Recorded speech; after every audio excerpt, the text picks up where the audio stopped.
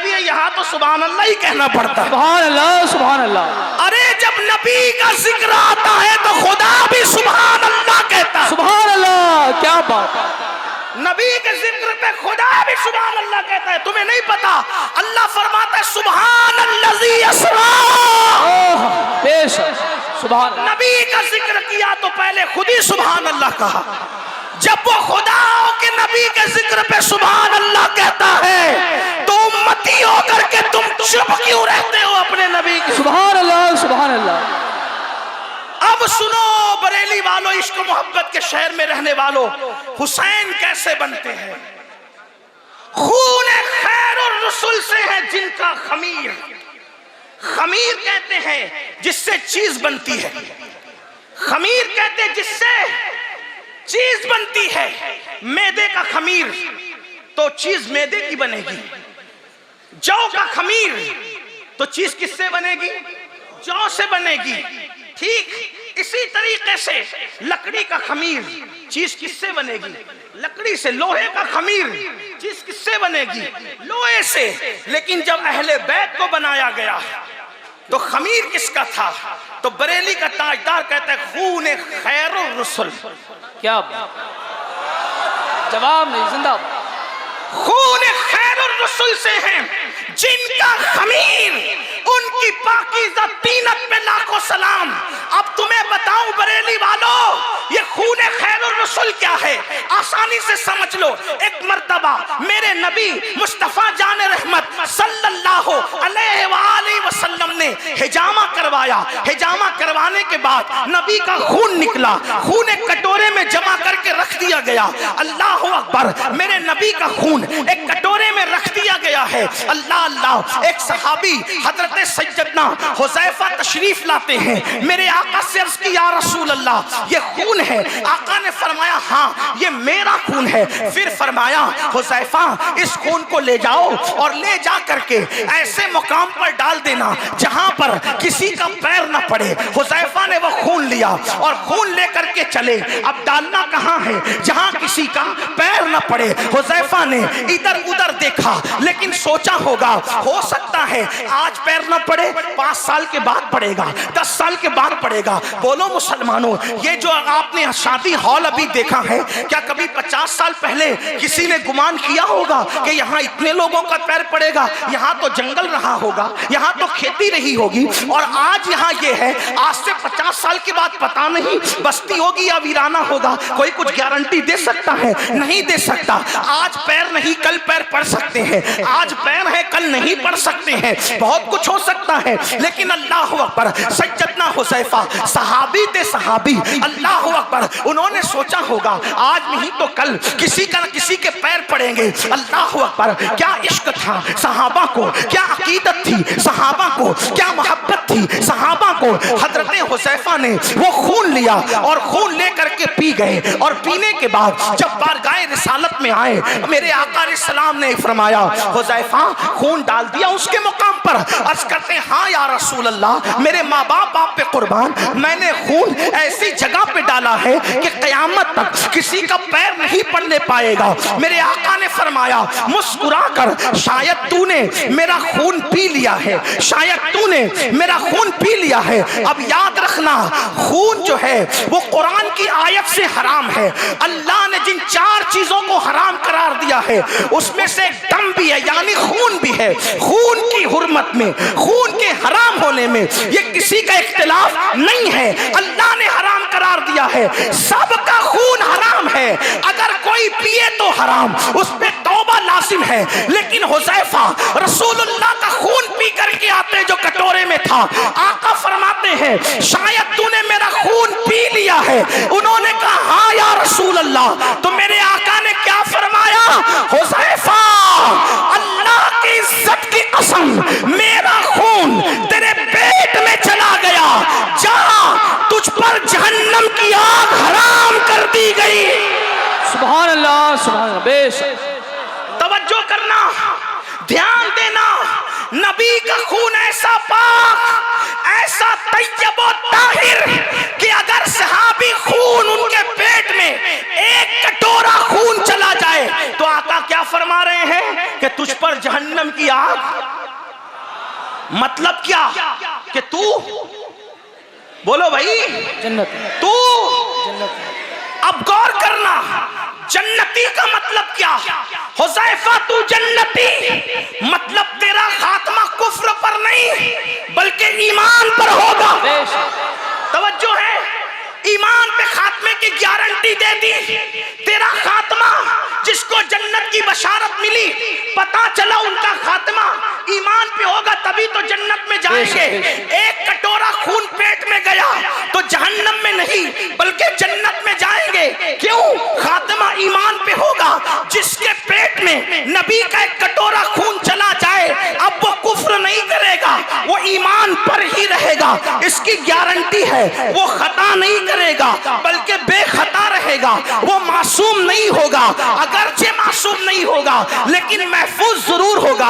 अब मुझे बताओ मुसलमानों, जिसके पेट में एक कटोरा खून चला जाए उसको ऐसे महफूज रखते हैं, उसके ईमान की ऐसी हिफाजत करते हैं। जब एक कटोरे खून की ये शान है तो जिसको सर के बालों से लेके पैर के नाखून तक नबी के खून से बनाया हो, उस हुसैन इब्ने अली की महफूजियत की शान का हाल है। नारे तकबीर, नारे रिसालत, सैयद अमीनुल कादरी साहिब किबला, जिक्र शहीद करबला कॉन्फ्रेंस, नारे तकबीर। बहुत अच्छा, जिंदाबाद। खून, नबी का खून, और जब खून शरीफ होता है तो उसमें मजीद शराफत का इजाफा दूध करता है। तो खून तो नबी का मिला, दूध किसका मिला? क्या बात। हुसैन जिस दूध से परवान चढ़े वो दूध किसका था? तो वो था शीरे फातिमतुज़ ज़हरा। सुभान अल्लाह, सुभान। और सैयदा फातिमा की शान क्या थी? मेरे इमाम कहते हैं, जिसका आंचल न देखा महो महर ने। कोई ऐसी औरत लाकर बताओ पूरी दुनिया में कि जिसके सर के दुपट्टे को भी कभी चांद और सूरज ने नहीं देखा। और ये कोई मामूली खतीब और अदीब नहीं कह रहा है, 14वीं सदी का मुजद्दिद जिसने कभी बगैर दलील के बात ही नहीं की। क्या बात। वो मुजद्दिद आज़म कह रहे, जिसका आंचल न देखा महो महर ने, उस रिदाए नज़ाहत पे लाखों सलाम, जिसके दुपट्टे को कभी चांद और सूरज ने नहीं देखा, वो हुसैन पाक की अम्मी है। हुसैन पाक की अम्मी की शान क्या है? अब जरा थोड़ा दिल के कानों से सुने। ऐसी ऐरी गैरी माँ से हुसैन नहीं पैदा होते। फातिमा जैसी माँ होती है तब हुसैन जैसे बेटे पैदा होते हैं। आओ सैयदा फातिमा की जिंदगी को पेश करने से पहले, सैयदा फातिमा की जिंदगी को बयान करने से पहले मैं अपनी माओ और बहनों की तवज्जो चाहूंगा। आजकल की औरतें सीरियल देखकर जिंदगी गुजार रही है, आजकल की औरतें फिल्में देख करके जिंदगी गुजार रही है, आजकल की औरतें बेपर्दा बाजारों में घूमकर जिंदगी गुजार रही है, आजकल की औरतें पतले और बारीक लिबास पहन करके जिंदगी गुजार रही है। बड़ी माजरत के साथ, हो सकता है बरेली में ऐसा ना हो, हिंदुस्तान में ऐसा ना हो, लेकिन दुनिया में ये वबा आम हो रही है। क्या आम हो रही है? अल्लाह अकबर।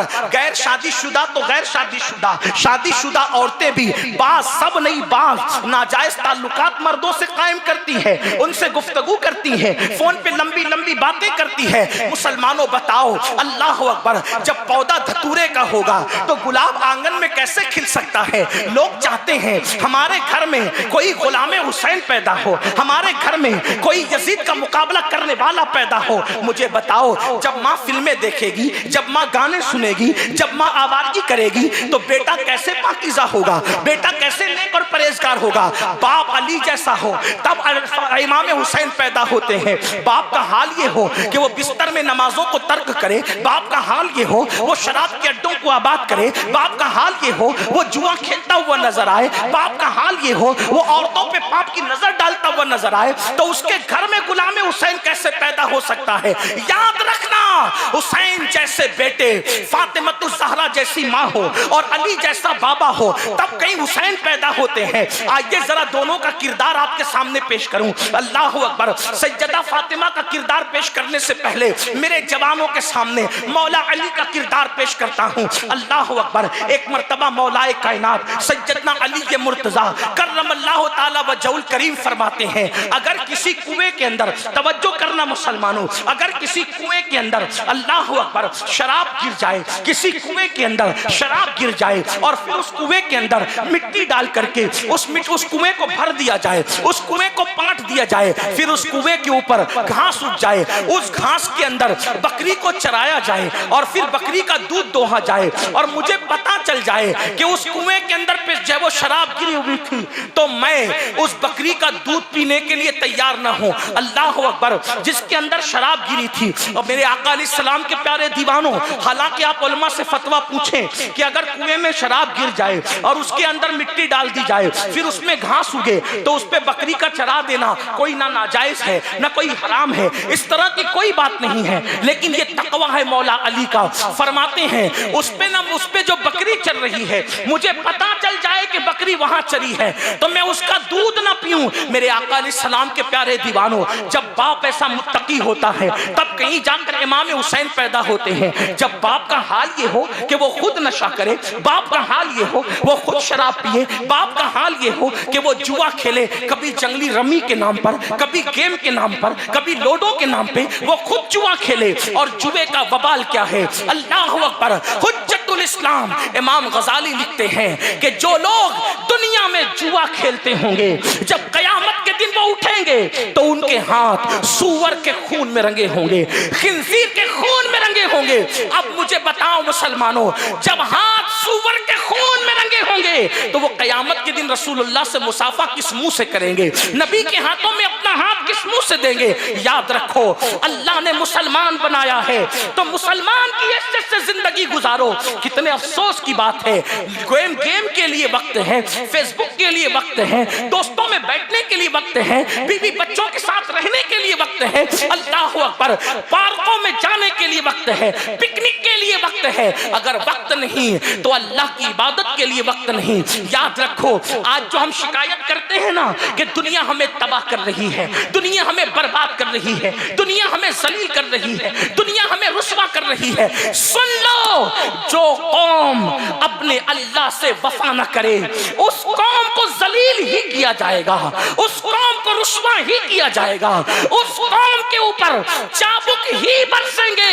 मैं कोई बद्दुआ के तौर पे नहीं कह रहा हूं, ये हकीकत है मुसलमानों। क्या अल्लाह से इतनी बेवफाई, अल्लाह से इतनी बेवफाई, जितने एहसानात मेरे अल्लाह के हैं उतने एहसानात हम पर किसी के नहीं। जिसने मां के पेट में हमारी सूरत बनाई, जिसने पैदा होने से पहले मां के सीने में हमारे लिए दूध जैसी लजीज ग़िज़ा पैदा की, जिसने हमें चलने के लिए जमीन दी, आसमान का साइबान तना, जिसने हमें दूध पीने की सलाहियत दी, जिसने खाना खाने की सलाहियत दी, खाना हजम करने की सलाहियत दी, जिसने रोजी दी, रिस्क दिया, अच्छे माँ बाप दिए, पैदा होने के बाद अच्छे माँ बाप दिए, बड़े होने के बाद अच्छे दोस्त दिए, अच्छे अहबाब दिए, अच्छे इलाके दिए, माल दिया, दौलत दिया और बाद में बीवी बच्चे सब कुछ दिया। जिस मौला का बाल बाल पर एहसान है, सांस सांस पर एहसान है, उस मौला के लिए एक मुसलमान 10 मिनट का वक्त नमाज के लिए नहीं निकाल सकता। और फिर कहते हो मौलाना हम जलील हो रहे हैं। याद रखना, जो कौम खुदा से बेवफाई करे उस कौम को इज्जत के साथ जमीन पे जीने का हक नहीं। और बरेली वालों, इत्र कुर्ब जवार से आने वालों, मैं तुम्हें कह देना चाहता हूं, अगर आज मुसलमानों ने होश के नाखून न लिए तो आने वाले हुक्मरान इससे ज्यादा जालिम होंगे, आने वाली कौमें इससे ज्यादा तुम पे जुल्म करेगी, इससे ज्यादा तुम पे ज्यादती करेगी, तुम अगलों का जुल्म भूल जाओगे। इतना जुल्म होगा। अगर जुल्म की चक्की में पिसने से बचना है तो अपना रिश्ता अपने अल्लाह से मजबूत कर लो, अपना रिश्ता अपने नबी से मजबूत कर लो। मुझे बताओ 10 मिनट का टाइम खुदा के लिए नहीं दे सकते, अल्लाह के लिए नहीं दे सकते, और फिर कहते हैं आशिक़ रसूल है। अरे आशिकाने रसूल तो जान दे देते हैं। इमाम हुसैन ने बताया बेटा कीमती नहीं, खुदा की मोहब्बत कीमती है। भतीजा कीमती नहीं, खुदा की मोहब्बत कीमती है। घर कीमती नहीं, खुदा की मोहब्बत कीमती है। हत्ता के जान भी कीमती नहीं, खुदा की मोहब्बत कीमती है। तुम कैसे हुसैनी हो? हुसैन तो खुदा की मोहब्बत में जान भी दे रहे हैं, और हम 10 मिनट की नींद कुर्बान नहीं करते, 10 मिनट का टाइम नहीं देते अल्लाह के लिए। निकलो, इस खौल से निकलो, इस कुएं से निकलो, इस दलदल से निकलो। हुसैनियों, सिर्फ शरबत और खिचड़े और कड़े और नाड़े वाले हुसैनी मत बनो, बल्कि करबला वाले हुसैनी बनो। क्या सिर्फ 10 दिन के रस्मी हुसैनी मत बनो, बल्कि किरदार के हुसैनी बनो। क्या मैं ये नहीं कहता कि खिचड़ा ना बनाओ, मैं ये नहीं कहता शरबत ना बनाओ, बनाओ, न्यास करो, बल्कि जो मना करता है हम उनसे कहते हैं जब कुत्ते को पानी पिलाने पे जन्नत मिलती है तो इमाम हुसैन के नाम पे शरबत पिलाने पे जन्नत क्यों नहीं मिल सकती? लेकिन सुनियो, नमाजों को छोड़ करके कैसा हुसैनी, जिना के अड्डों पे जाने वाला कैसा हुसैनी, शराब के अड्डों पे जाने वाला कैसा हुसैनी। तो अर्ज ये कर रहा था कि लोग आज पापी हो गए, इसलिए घर में शरीफ बच्चे पैदा नहीं होते। मौला अली का तकवा देखो कि जिस कुएं में शराब पड़ जाए उसकी घास भी अपनी बकरी को खिलाना पसंद नहीं करते, और यहाँ तो लोग शराब के धंधे कर रहे हैं, नशा आवर चीजों के धंधे कर रहे हैं। और फिर दूसरी बात तवज्जो से सुनना, मौला अली फरमाते हैं मैंने कस्तन जानबूझकर, कस्तन यानी जानबूझकर कभी अपना सतर नहीं देखा। सतर समझते हैं, मैं इसको ज्यादा वाज़ेह नहीं कर सकता, हया के पर्दे में मौला अली कहते हैं मैंने जानबूझ के कस्तन कभी अपना सतर नहीं देखा। तवज्जो चाहता हूं जवानों की खुसूसी तौर पर, हुसैन कैसे बनते हैं। फरमाते मैंने कभी जानबूझकर अपना सतर नहीं देखा। लोगों ने पूछा मौला सतर देखना तो मजबूरी भी है और जरूरत भी है, फिर आपने सतर क्यों नहीं देखा कस्तन जानबूझ के? तो जवाब क्या देते हैं, फरमाते मुझे शर्म आती थी। क्यों? क्योंकि जिन आंखों से मैं अल्लाह के रसूल को देखता हूँ, जिन आंखों से मैं मुस्तफा जाने रहमत को देखता हूँ, उन आंखों से मैं अपना सतर कैसे देख सकता? इस हया की वजह से मैंने जानबूझ के कभी अपना सतर नहीं देखा। अब मैं तुमसे पूछना चाहता हूँ, जब हमारे जलसों में ये तकरीर होती है कि कब्र में रसूलुल्लाह का दीदार होगा, कयामत के दिन रसूलुल्लाह का दीदार होगा, तो लोग नारे लगाते हैं, झूमते हैं। नारे लगने भी चाहिए, झूमना भी चाहिए, लेकिन पूछता हूं जो लोग मौला अली कहते हैं जिन आंखों से नबी को देखता था उन आंखों से खुद का सतर देखने भी शर्म आती थी, अब मुझे बताओ कब्र में रसूलुल्लाह का दीदार किन आंखों से करोगे? जिन आंखों से पिक्चर के पोस्टर देखते हो उन आंखों से नबी का दीदार होगा, जिन आंखों से बिस्तरों पे नरम नरम गद्दों पे लेटकर गंदी फिल्में देखते हो उन आंखों से नबी का दीदार करोगे? क्या मुंह लेकर नबी का दीदार करोगे? अल्लाहु अकबर, जरा अंदाजा तो करो, जरा गौर तो करो। जिन आंखों से फेसबुक पर बैठकर गंदी तस्वीरों को तकते हो पूरी पूरी रात, जिनके लिए गुजार देते हो, उन आंखों से रसूलुल्लाह का नापाक आंखों से, गंदी आंखों से रसूलुल्लाह का दीदार कैसे करोगे? याद रखना, हमने सिर्फ इस्लाम की बातें की है, हमने सिर्फ करबला वालों की बातें की है, हमने सिर्फ अल्लाह वालों की बातें की है, लेकिन हम दिल से कभी अल्लाह वालों के नक्शे कदम पर नहीं चले। तो बाप अली जैसा हो। कौन अली? अल्लाहु अकबर। मतलउल कमरैन में मेरे इमाम लिखते हैं, तो उसके मुर्तज़वी में उस्ताद ज़मन लिखते हैं अली कौन अली, अली कौन अली। अब जरा सुनते जाएं, हुसैन का बाबा अली कौन अली, जरा सुनना, दिल के कानों से सुनना। बरेली वालों, मैं दोनों किताब बरेली की किताब के हवाले से पढ़ रहा हूँ, और भी किताबें पढ़ सकता हूँ, कंजुल ईमान का भी नाम ले सकता हूँ, लेकिन बात यह है जिस शहर में बात कर रहा हूँ उसी शहर वालों का हवाला दे रहा हूँ। अली कौन अली? जो हुसैन का बाबा है। कौन अली? कोई बंदा दुआ करता है, ए अल्लाह उस वक्त तक मौत न देना जब तक गुंबदे खजरा न देख लो, उस वक्त तक मौत न देना जब तक काबा न देख लो। कुछ लोग दुआ करते हैं उस वक्त तक मौत न देखना जब तक अहमद रजा का रोजा न देख लो, उस वक्त तक मौत न देना जब तक करबला न देख लो, उस वक्त तक मौत न देना जब तक गौसे आजम का गुंबद न देख लूं। बोलो लोग ऐसी दुआ करते हैं जिससे मोहब्बत है उसको देखने की दुआ की जाती है, लेकिन वो रसूल जो बेपर्दा खुदा का दीदार करते हैं, मेरे इमाम हदीस लिखते हैं एक मौके पर मौला अली को एक जंग में रवाना करते हैं तो नबी हाथ उठाकर नबी दुआ करते हैं, ए अल्लाह मुझे उस वक्त तक मत उठाना जब तक मैं अली का चेहरा न देख लूं। नारा हैदरी, नारा हैदरी, नारा हैदरी,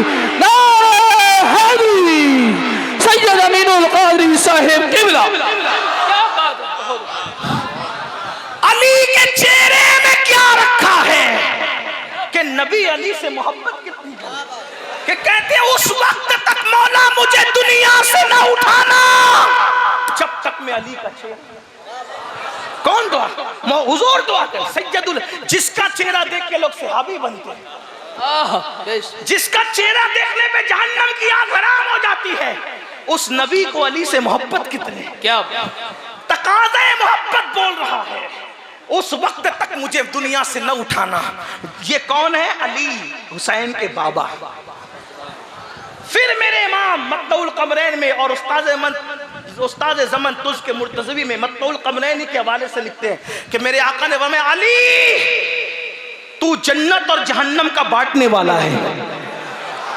पता चला जन्नत के सरदार हसन और हुसैन और जन्नत बांटने का काम हुसैन के बाबा अली के मुर्तज़ा। सुभान अल्लाह। अली तो जन्नत और जहन्नम का बांटने वाला। मेरे इमाम मजीद लिख रहे हैं हदीस के हवाले से, अली हौज़े कौसर पर साकिए हौज़े कौसर है, इसीलिए फरमाया साकिए शीर और शरबत पे लाखों सलाम। आप गौर फरमाएं। फिर वो लिखते हैं कि मेरे आका ने फरमाया, ऐ लोगों तुम सब लोग अलग अलग दरख्तों से हो और अलग अलग टहनियों से हैं और मैं और अली एक दरख्त की दो टहनी का नाम है। क्या बात है, बेश। ये हुसैन पाक के बाबा। और अम्मी कैसी? वही अम्मी जिनका जिक्र चला था। अम्मी कैसी? जिसका आंचल न देखा महो महरम, बेश। जिसके सर के दुपट्टे को कभी चांद और सूरज ने नहीं देखा, वो इमाम आली मकाम की अम्मी। और तकवा कितना, परहेजगारी कितनी। अल्लाह अकबर। एक मर्तबा अल्लाह के रसूल सल्लल्लाहु अलैहि वसल्लम सफर से तशरीफ लाए और आने के बाद मेरे आका अलैहिस्सलातु व तस्लीम को किसी ने कहा, या रसूल अल्लाह सैयदा फातिमा की तबीयत बहुत अलील है। फातिमा तो ज़हरा की तबीयत बहुत अलील है, वो बीमार है। मेरे आका अलैहिस्सलाम ने सारे काम छोड़े और तशरीफ ले गए सैयदा के यहाँ। दस्तक दी, अंदर से आवाज आई, कौन? फरमाया, बेटी मैं तुम्हारा बाबा मोहम्मद रूह फिदा सल्लल्लाहु अलैहि वसल्लम। बाबा आपके साथ कोई और भी है? फरमाया, हाँ मेरे एक सहाबी है। तो अर्ज़ की, बाबा आपको अंदर आने की इजाजत है, आपके सहाबी को अंदर आने की इजाजत नहीं है। कौन कह रहे? सैयदा फातिमा। बाबा मैं किसी गैरत की वजह से मना नहीं कर रही, मेरे पास एक ही चादर है जिससे सर छुपाती हूं तो पैर खुल जाते हैं और पैर छुपाती हूं तो सर खुल जाता है। आप मेरे बाबा हैं, आपके सामने पैर खोल के आ सकती हूँ, लेकिन आपके सहाबी के सामने मैं पैर कैसे खोल सकती हूँ? तब मेरे आका अलैहिस्सलाम ने अपनी चादर उनकी तरफ दी और अपनी चादर बढ़ा करके फरमाया, अपने ये लो चादर और इससे पर्दा करो। आप अंदाजा फरमाएं, जो अपने पैर भी किसी अजनबी के सामने खोलना पसंद न करे, वो हुसैन पाक की अम्मी है। और कितनी मुत्तकी और पारसा ये खातून है। अल्लाह अकबर। आपने अपने वालिद के विसाल के बाद 6 महीने तक मुसलसल आंसू बहाए। एक लम्हे के लिए भी सैयदा फातिमा के आंसू खुश्क नहीं हुए। अक्सर व बेशतर अपने बाबा के मजार पर जाती और वहां पर बैठ करके आहो बुका करती, अपने हुजरे में रहती, आहो बुका करती, रोती रहती, रोती रहती, रोती रहती। अल्लाह अकबर। जिंदगी में बाबा के विसाल के बाद कभी नहीं मुस्कुराई। अगर बहनें यहाँ मौजूद है, मैं उनकी तवज्जो चाहता हूँ, कभी नहीं मुस्कुराई और आप लोगों की भी तवज्जो चाहता हूँ। लेकिन सैयदा फातिमा 6 महीने में एक बार मुस्कुराई थी, बस अपनी जिंदगी का आखिरी दिन था, उस दिन मुस्कुराई थी। और मुस्कुराने की वजह कितनी हैरत अंगेज है, जरा मुसलमानों सुनो तो सही। अफसोस जिस कौम में सैयदा फातिमा ज़हरा जैसी खातून हो, सैयदा फातिमा ज़हरा जैसी खातून जिस कौम में मौजूद हो, उस कौम की बच्चियां अगर औरों का हाथ पकड़ करके भागे तो इसका मतलब यही है हमने अपनी बेटियों को सीरियल की अदाकारा का स्टाइल तो सिखाया, हमने अपनी बच्चियों को फिल्में दिखा करके फिल्मों की अदाकारा का उनकी जिंदगी तो बताई, लेकिन सैयदा फातिमा की जिंदगी हमने अपनी बच्चियों को कभी नहीं पढ़ाई। आज लोग चिल्ला रहे हैं, बच्चियां भाग रही हैं, आज लोग चिल्ला रहे हैं, बच्चियां दूसरों का हाथ पकड़ के भाग रही है। मैं कहता हूं ऐ मुस्लिम कौम, अगर तुम्हारी गैरत जिंदा है और अपनी भागती हुई बच्चियों को बचाना है तो अपनी बच्चियों को फिल्मी अदाकारा ना दिखाओ, अपनी बच्चियों को सीरियल की अदाकारा ना दिखाओ, बल्कि उनको सैयदा फातिमा की जिंदगी बता दो, सैयदा फातिमा की जिंदगी पढ़ा दो, उन्हें सैयदा फातिमा की जिंदगी का आदी बना दो और बच्चियों को बताओ कि फिल्मी अंदाज में कपड़े पहनकर तुम्हें इज्जत नहीं मिलने वाली। अगर तुम्हें इज्जत मिलेगी तो सैयदा फातिमा की तरह लिबास पहनने में इज्जत मिलेगी।